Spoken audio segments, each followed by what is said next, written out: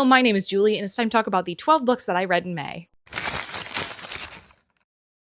I was really stressed about what I was going to be reading in May because back in April when I found out I was going to be doing my Taskmaster vlog and I was planning for it to happen in May, I found out that I actually had to read 6 books. Also, if you haven't watched that video, if you want to see me gamify my TBR and everything and literally throw books across the room, you should go watch that video. I actually realized that I didn't have that many books that I needed to read in April, so I ended up just reading a lot of the books that I had to read for my May vlog in April. And then it turns out that Game Changer was premiering. I thought it might be like a little bit later, so I was like, oh shoot, now I'm going to be reading for a readathon. Do I want to go all out for the readathon? And I'm a lover of readathon, so instead of just half-assing my own readathon, I was like, I gotta get 3 bingos! Thank you all so much to everyone who participated in Game Changer-a-thon. I loved doing it with you. Honestly, I wish I had more content that I had made out of it, but like, I didn't have the time. So if you want to go back and watch episode 1 and episode 2 of Game Changer with us, I do have live streams of my live reactions to the episode. But other than that, let's just get into the books that I read this month and try to figure out why they're all reds and oranges and pinks.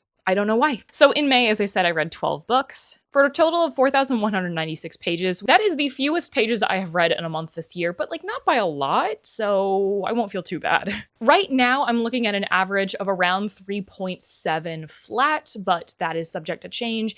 And I have one book right now that I think I'm giving a straight up 5-star. I have one book that I'm considering giving a straight up 5-star. I read 7 books that I owned from my TBR. I added 6 to my TBR as it was my birthday. I had some books that I got from people in April. I had some that I'll probably be getting in June. So that is not actually all of that I'll have acquired. Plus there's a couple that I bought myself. And I have unhauled none from my TBR, which means literally even if I've decided to get rid of them, they have not physically left my house yet. So I have an annual net TBR shelf of -11. We can do better. For my star ratings, we've got something new here, and I think a lot of people are going to be proud of me. We had one book I'm giving a 5-star, several 4, lots of 3s, and I think we'll see why. I had one book that I think I'm giving in the 2 range, and one book that I actually decided to DNF. If I counted my DNF as the 2-star I would give it, that would make my average rating a 3.55 actually, so I think I might do that even though I'm DNFing the book. I read enough of it to be safe on what I would rate the book. So for genres, I was all over the place. My largest category was mystery, thriller, horror with 1/4 of my books. Then I read 2 each speculative fiction, romance, and then historical fiction, and then 1 each for fantasy, sci-fi, and general fiction. As for series, I unfortunately read 2 first books in series, 1 sequel, and 1 conclusion though, not terrible, and then the rest were standalones. I actually read 1 more sequel if you count my reread series that I'm doing right now, but I usually don't count that in that stat specifically. As for medium, I read 1/4 of my books on audiobook instead of 1/3. Woo! And then for author familiarity, half of them were new to me. I had my very first repeat author of the year,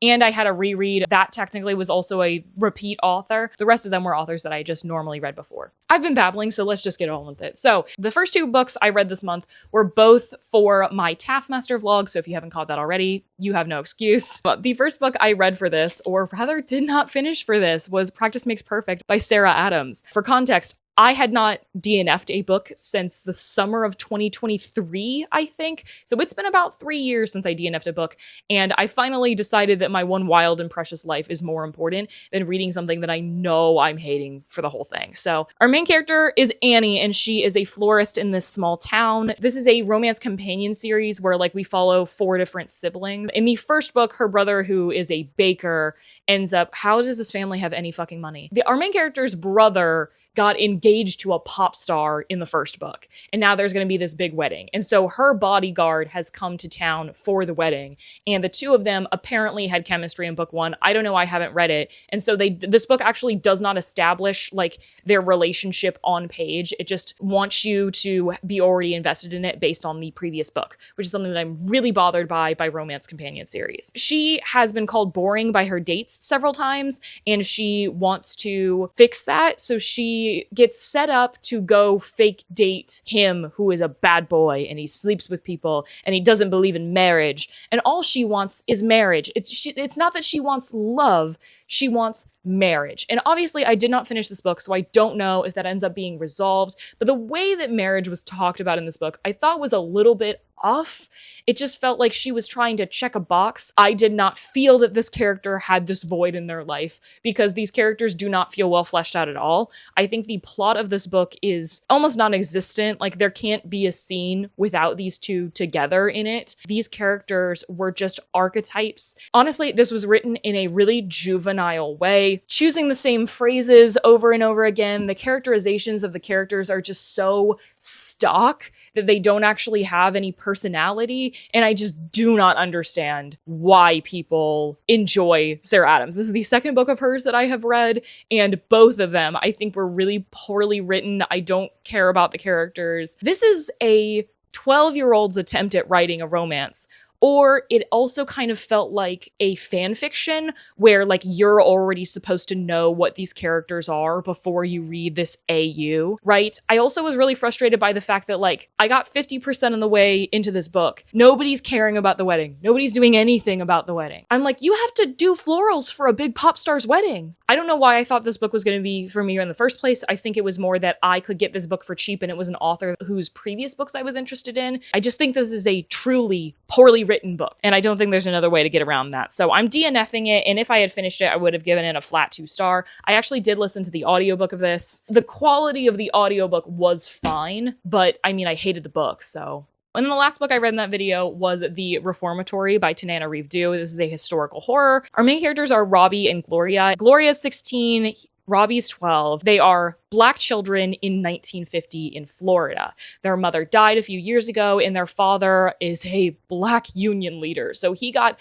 ran out of town a couple months ago, and they've almost been kind of fending for themselves. Robbie is defending his sister from a white boy in town who's rich, who's coming on to her. The white boy's father sees it and calls up the police and is like, hey, take him to the reformatory in town. It turns out that there are ghosts or haints there, and he is particularly good at seeing them. We follow him as he's in the reformatory and the people that he loves outside the reformatory trying to get him out. This is inspired by the Dozier School for Boys, which Tanana Reeves' relative actually went to in real life. This is a horror book where the horror elements of the book, the things that makes it categorized as horror, like the ghosts, are not the scary part of the book. The scary parts of the book are the real-life terrible things that are happening. But this book would be categorized as historical fiction were it not for the supernatural element of the book. If you are a person who does not like the horror genre because you don't want to be scared,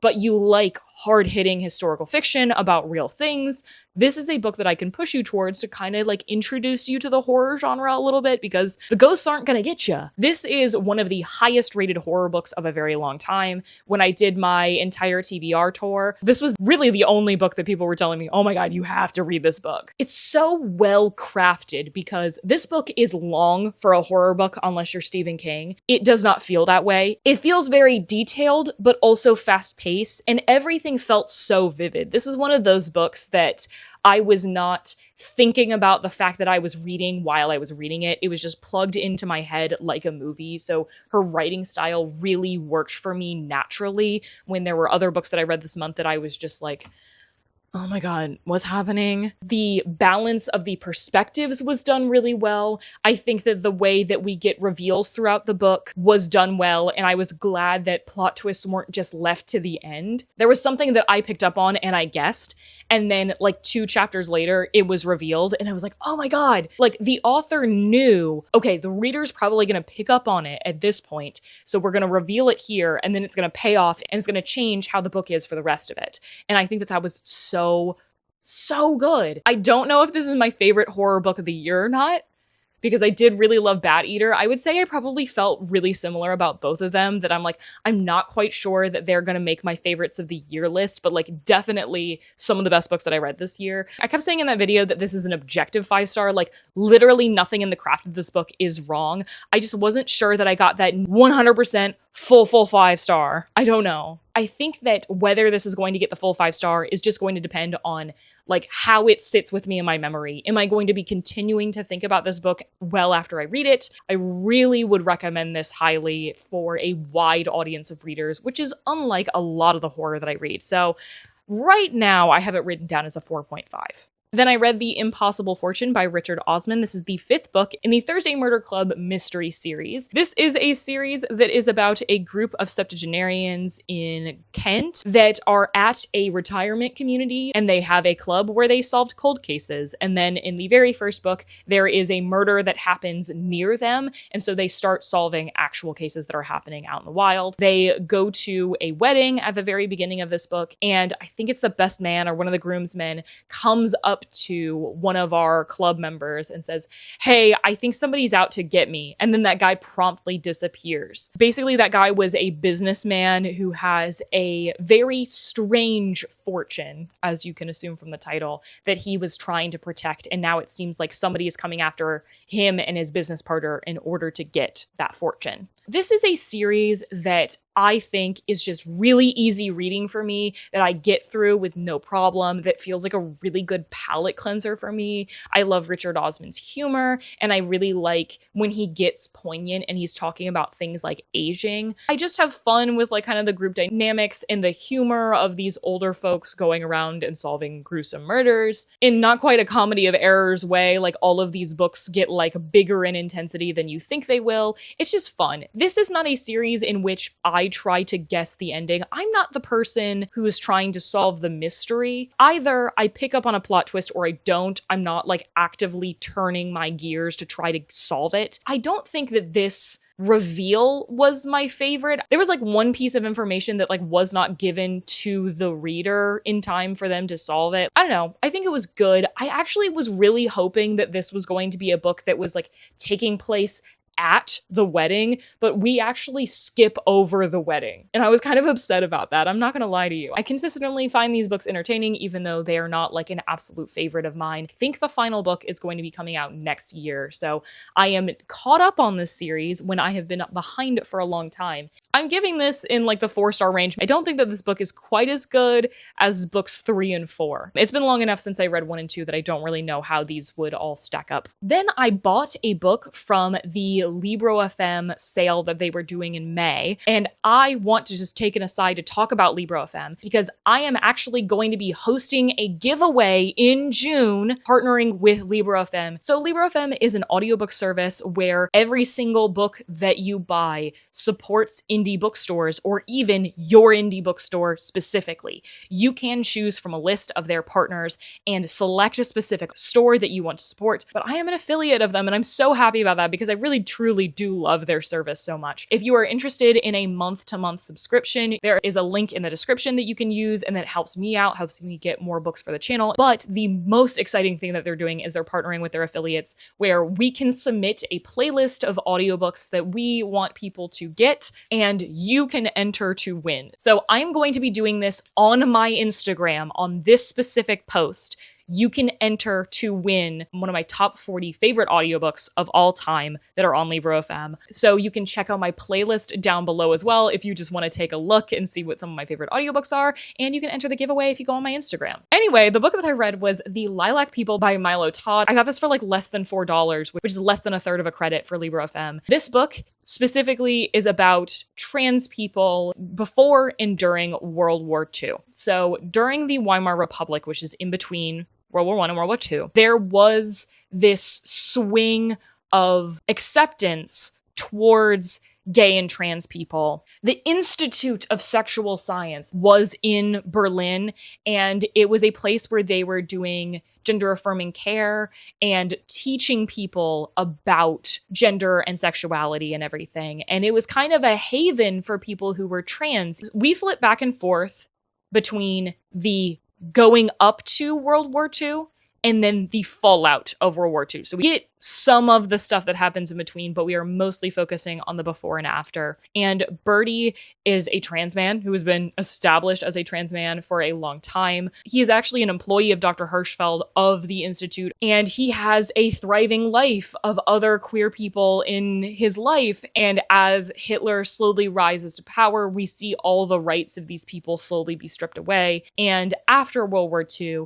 we see that Bertie and his partner have been starving, pretending to be people that they are not, to try to keep people away from the two of them. Once the Americans come in, the interrogations actually don't end, because it turns out that, I did not know this, after World War II, when the Allies freed the people in the concentration camps, there was one group of people that was not freed. The people who were gay, pink triangles, and some of the black triangles. So they need to try to figure out how to escape. And to make matters worse, there is a different trans man who has escaped a concentration camp, who has come up to them and asked for shelter. This book is incredible. I did really enjoy the audiobook of this. This book really shines a light on an aspect of World War II that is not talked about. Yes, there are so many narratives about people hiding out during World War II, but there's very little discussion about how the Americans were not that different from the Nazis in some regard.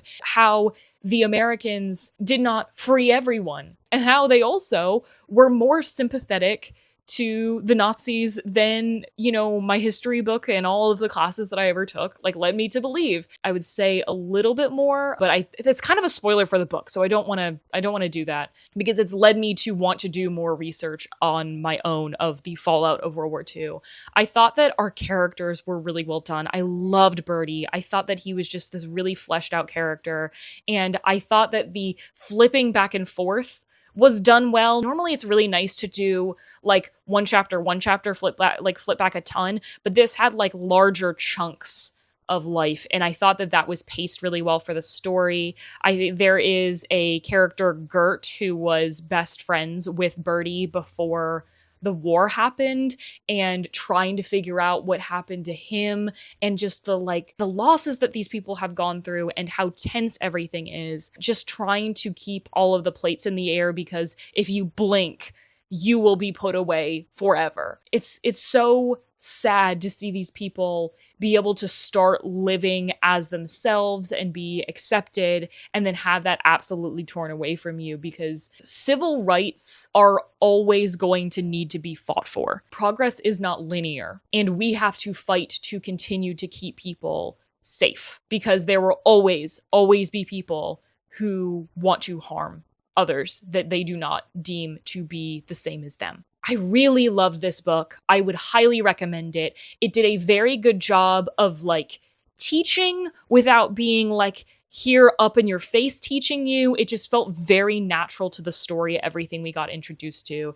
And it was heartbreaking, and I love these characters. So I'm going to be giving this a 5-star, and I'd be really shocked if this wasn't one of my favorite books of the year. Then I read The Slain Divine by David Dalglish. This is the third and final book in the Vagrant Gods series, which is a fantasy series where the magic system is around belief in another entity, and people can be endowed with power if enough prayer and sacrifice and etc. are done to them. And native to this world are all these large, not quite human, not quite animal beings that have been worshipped forever, who are these gods. There's this one entity who believes that he is the one true god, and he has set on his followers to kill off all these other gods. And at the very beginning of the series, 10 years ago or something, this island of Thanet, their two gods were killed.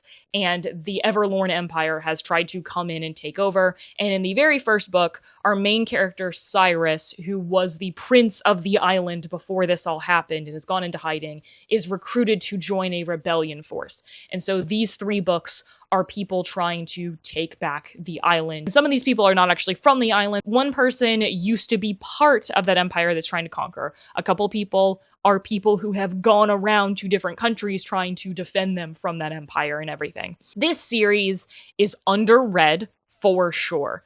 Is this my favorite series I've ever read? No. I think I had a problem clicking with this series in every single book, and I really thought that if I just kept reading it, that one day it would click, and I don't think it ever did. This was one that I did have a problem getting through.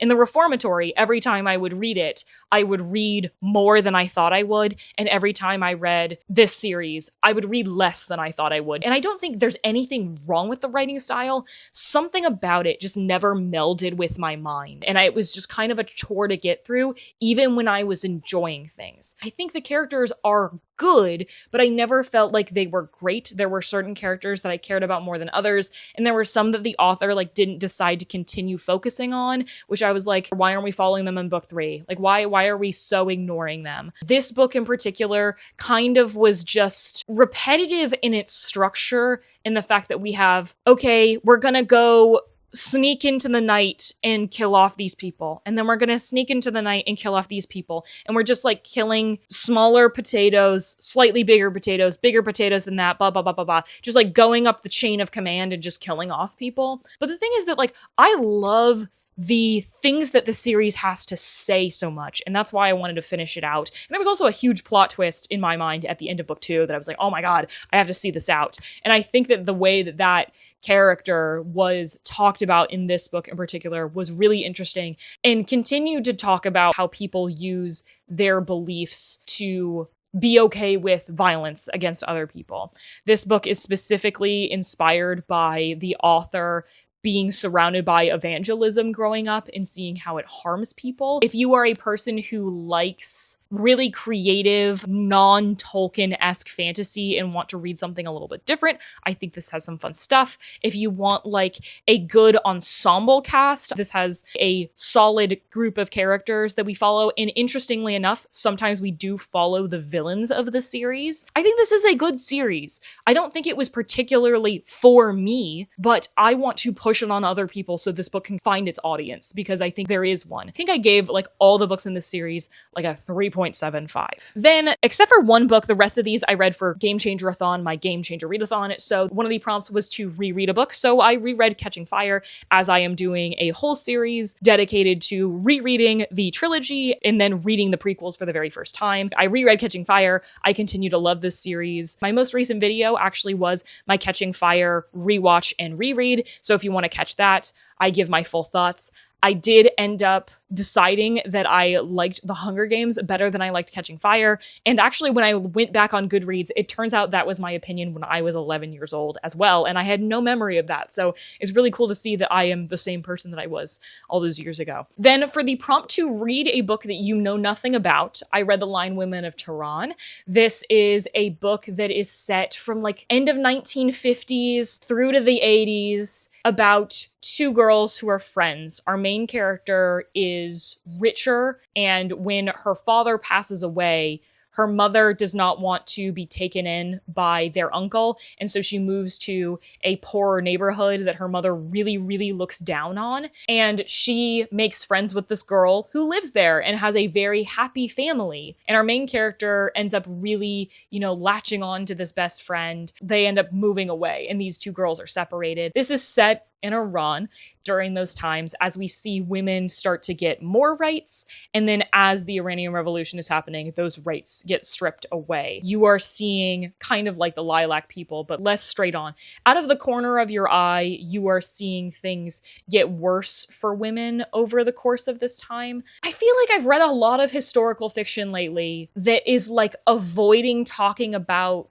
a conflict. I think it was good for my knowledge to know a little bit more about what was happening in Iran at this time. I do think that the plot of these two characters feels like something I've read before. And like, I felt like I knew where it was going the whole time. Rich main character is constantly talking down to her poor best friend. There were definitely elements of it that I did not see coming like toward the end, but that kind of had more to do with like the political plot of it all. I think that this book is a very good testament to what is so important about women's rights, just like I was talking about with the Lilac People, how civil rights can go backwards. And this shows a bunch of different women who are all experiencing this same thing and react to stimuli differently, have different answers for what they want to do, what they think is best for them. And by the narrative, nobody is shamed for picking the path that they do for what they want to do about this worsening situation. This was like a solid recommendation I can give out.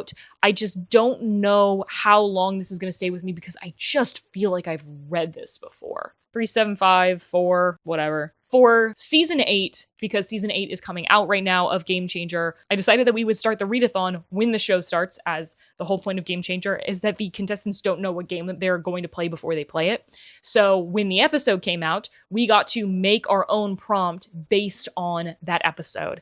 And it was them pushing the boundaries of the law without fully breaking it. So what I wanted to do was read a book that pushes the boundaries of fiction or storytelling, what have you. And so I decided to read Interior Chinatown by Charles Yu. This was the winner of the National Book Award not that long ago. Our main character is Willis, and he is an extra in his own life. This is talking about the stereotypes that are put on Asian people through the metaphor of Willis's life being a TV show, that he is wanting to rise up the ranks to be Kung Fu guy. That is the highest ranking role an Asian person can have in this TV show that his life is. So we're seeing a little bit of like his family's past and the roles that they have inhabited over the course of their lives. And this also has a good amount of the book told in script. I had been vaguely interested in this book before, and then I saw a trailer for the show, not knowing it was this,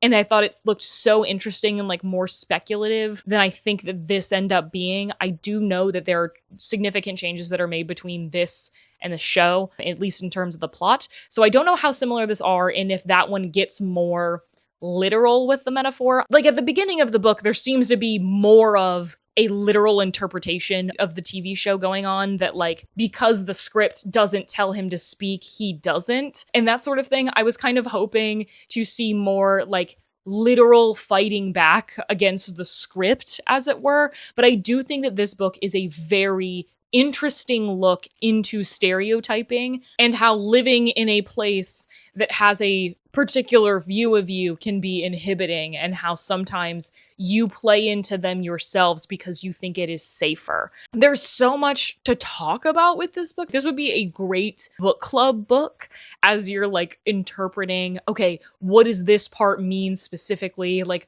as the book goes on, it becomes thinner and thinner, and it's more that this is somebody's actual life. But when it does go into the TV show part, sometimes it's pretty disturbing. And I thought that that was really a very interesting way to cover the subject matter. I did think the very end of this book had a little bit too much of like an explanation of what the author was going for. It did not feel like the main character having a realization or whatever. It felt like the author was just trying to explain, hey, this is what my book is about. I was agreeing with what he was saying. I think the work could have stood on its own, and I hate to think that this author was like told that he had to explain himself, and I hope that's not the case. This is another one that I feel like I'll recommend. I do wish it went a little bit weirder, but maintained the same ideas, but I'm interested in watching the show now, so I think I'm giving this a 4-star. Then, not for the readathon, but because I had the book, my friend had just read it, and the Literally Dead book club was reading it, I wanted to get on the bandwagon of reading The Ending Writes Itself by Evelyn Clark. This is a team up between V.E. Schwab and Kat Clark. This is a mystery thriller that is about, there was this author who was writing the most popular series in the world. He's like a mystery thrillery author. He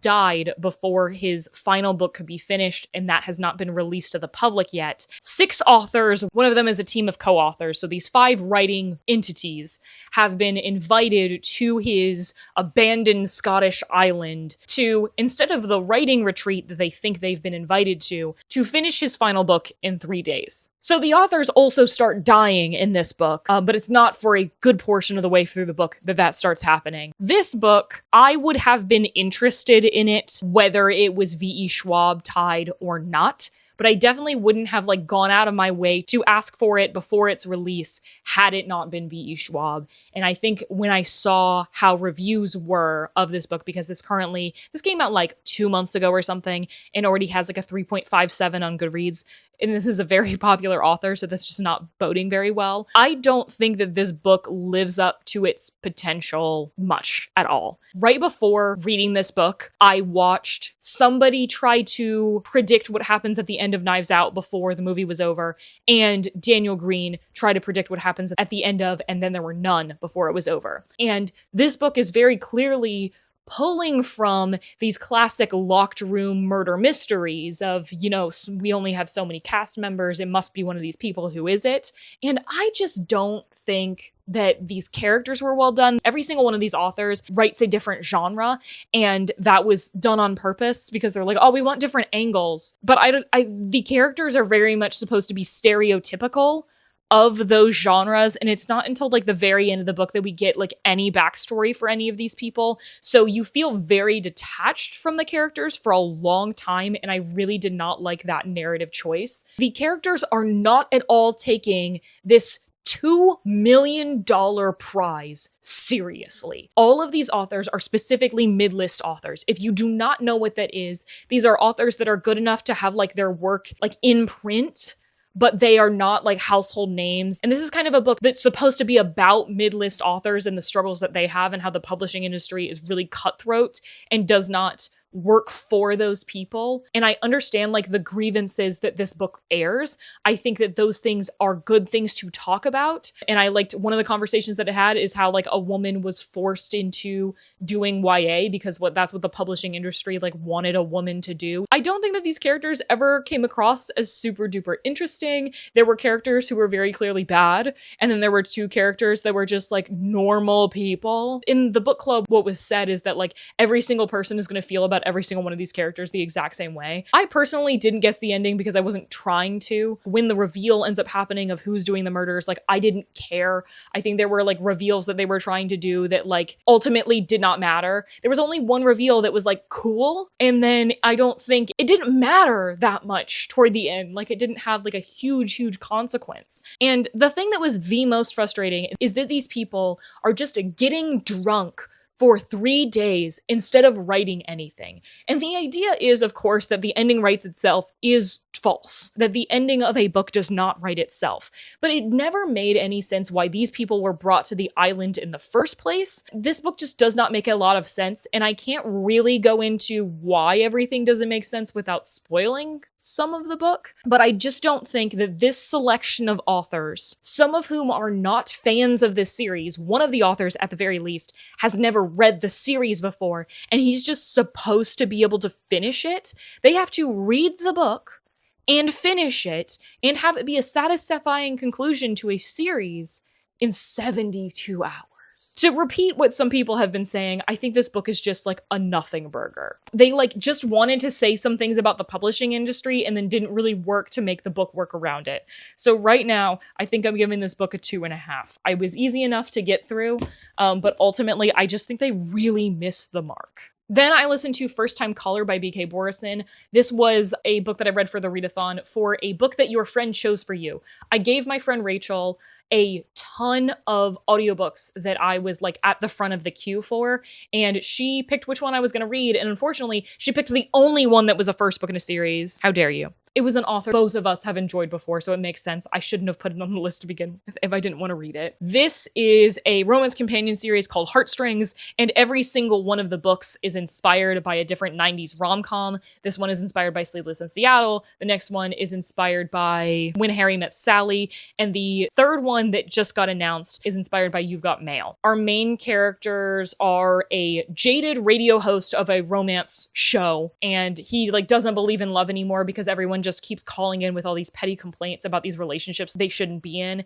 And also like he has trauma with his parents. And then our other main character is a single mom. She has like a very loving community around her. She has everything she wants in her life. And the only thing that she doesn't have is she has not had like an actual proper boyfriend since her daughter was born. And her daughter ends up calling into the radio show and saying, hey, what do I do? I think my mom's really lonely. Like, I want to help her out. She ends up catching the phone call and being like, why the fuck are you calling my kid in the middle of the night? The conversation that the radio host and her have ends up going viral online, and she gets invited to join the show to like help the station stay afloat. And they are going to try to find her a date, except that of course she's going to fall in love with the radio host. I don't remember anybody's names. I never remember any characters' names. Aiden and Lucy, except that the audiobook narrator really made it sound like it was Hayden. Here's something I have a gripe about. Aiden's name is Aiden Valentine, and he runs a radio show that's about romance. And then it turns out that's actually not his name, and she's so shocked that that's a stage name.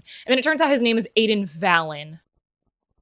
You couldn't have had it be like a regular name. That's so stupid. Anyway, it doesn't matter. It doesn't matter. I took a while to be sold on this book. I think that I wish that the radio show was done differently. I did not know that the plot of this book is that the radio show went viral. I'm really sick of romance books where there is an element of going viral, because I think romance authors do not understand that that is something that is rare. They seem to think that this happens to literally every human being, and I've read so many of these, and I'm really sick of it. It also, like, leads to a more dangerous situation for Lucy when she is, like, putting herself out there, and literally anybody on the internet can say anything, and that was just, like, a little bit of a stressful thing.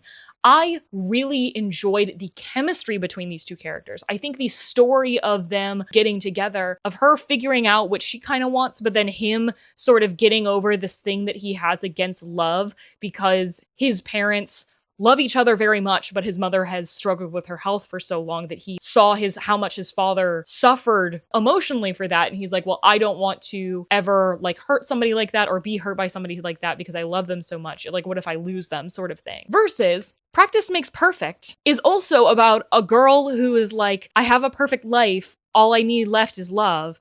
And the guy who doesn't believe in love because of his parents. His parents are divorced. And his brother doesn't believe in marriage either. So he became a divorce lawyer. And then he met a girl. And 3 months later, he proposed to her. And the main character's like, oh no, you can't do that. Like, it was such a terrible writing.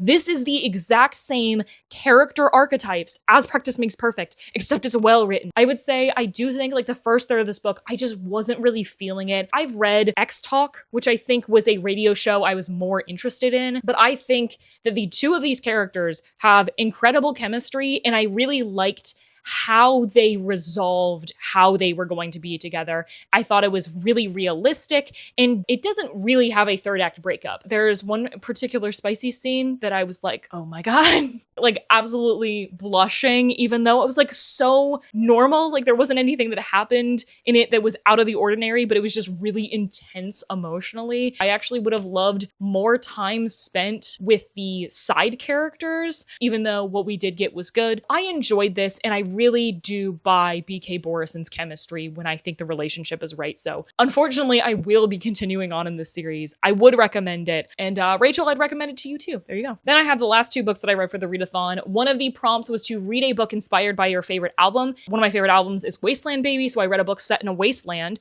which is The Road by Cormac McCarthy, which is a book I got from a little free library last year. And also a book that I was told when I did my video figuring out what color reader I am. This is a book that was specifically recommended to me, and I took that quiz like a week after getting this from a little free library. It was fun. This won the Pulitzer, and it is about a man and his son who are in some sort of non-specific apocalypse. We never find out what happened, except that like plant life and animal life is very, very hard to come by. There's no civilization. And the two of them are trying to go from a colder place to a warmer place to try to help them survive. And they are traveling on this road the whole time. I really do wonder if this is the book that contains the title of the book the most often. Definitely beats Green Eggs and Ham. When I was going to read this, Austin told me, I don't think you're going to like that book that much. I think you're probably going to rate that like a 3.5. I was like, oh no, I think I'm going to rate it a 4. He was way more right than I am. I do tend to really enjoy like post-apocalypse stories.